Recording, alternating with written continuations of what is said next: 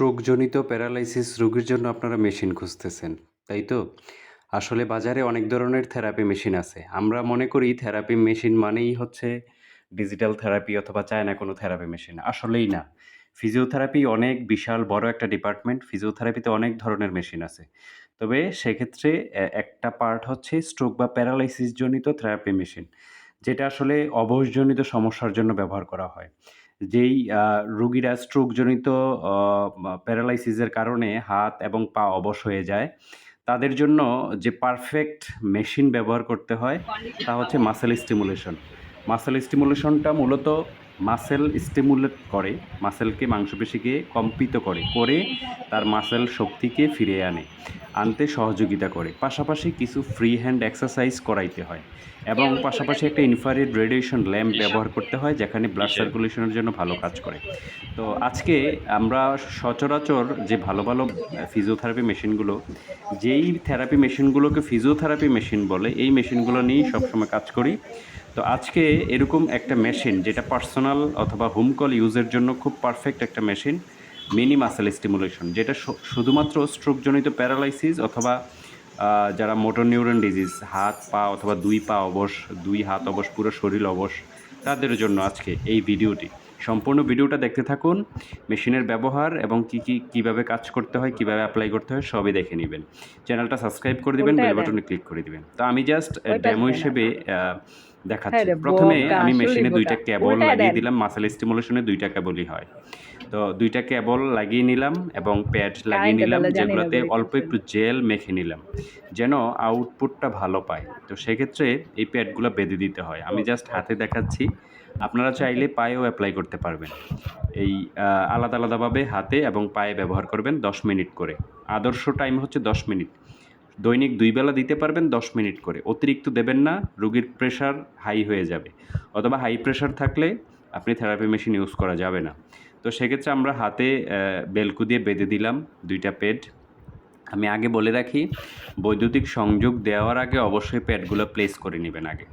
এবং আমি যেই লোকেশনে প্যাডগুলো লাগাচ্ছি, সেম এই উপরের লোকেশনে আপনারা চাইলে কাঁধের উপরেও প্যাডগুলো লাগাতে পারবেন, অথবা চাইলে পজিশন চেঞ্জ করেও প্যাডগুলো লাগাইতে পারবেন। ভালো পরামর্শের জন্য অবশ্যই ফিজিওথেরাপির পরামর্শ নিবেন, অথবা আমাদের সাথে যোগাযোগ করবেন। তো আমি প্যাডগুলো প্লেস করার পরে মেশিনটা অন করলাম। অন করার আগে অবশ্যই খেয়াল রাখতে হবে ইনটেনসিটি, যে পাওয়ার বাটনটা আছে এটা যেন 0 তে থাকে। হ্যাঁ? মেশিন অন করার পরে মেশিনের ইন্ডিকেটর লাইটটা জ্বললো। মাসল স্টিমুলেশনে ২ টা মোড থাকে। একটা ইন্টার গ্যালভানিক আর একটা সার্জ ফ্যারাডিক। সার্জ ফ্যারাডিক হচ্ছে রিস্ট ড্রপ অথবা ফুট ড্রপ। রিস্ট অবসের কারণে নিচের দিকে ঝুলে যায় অথবা পায়ের পাতা নিচের দিকে ঝুলে যায়। সেক্ষেত্রে আপনারা সার্জ ফ্যারাডিক মোডটা ইউজ করবেন। অন্যান্য ক্ষেত্রে ইন্টার গ্যালভানিক মোডটা ইউজ করবেন। তো আমি ইন্টার গ্যালভানিক মোডটা প্রথমে দেখাচ্ছি। ইন্টার গ্যালভানিক মোডে নিয়ে আমি জাস্ট পাওয়ারটা আস্তে বাড়াবো। এটার অপারেটিং খুবই সহজ। আপনারা যারা মনে করেন অনেকে ফিজিওথেরাপি মেশিন চালানো অনেক কঠিন, আসলেই না।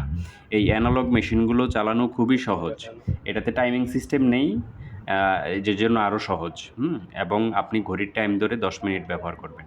তো ইন্টার গ্যালভানিক মোডে আমি রোগীকে দিলাম। আপনারা অবশ্যই আউটপুটটা দেখছেন। এখন সার্জ ফ্যারাডিক মোডে দেখব আমরা। সার্জ ফ্যারাডিক মোডে নিয়ে আমরা জাস্ট লাগে? আবার ইনটেনসিটি ভলিউমটা আস্তে বাড়াবো।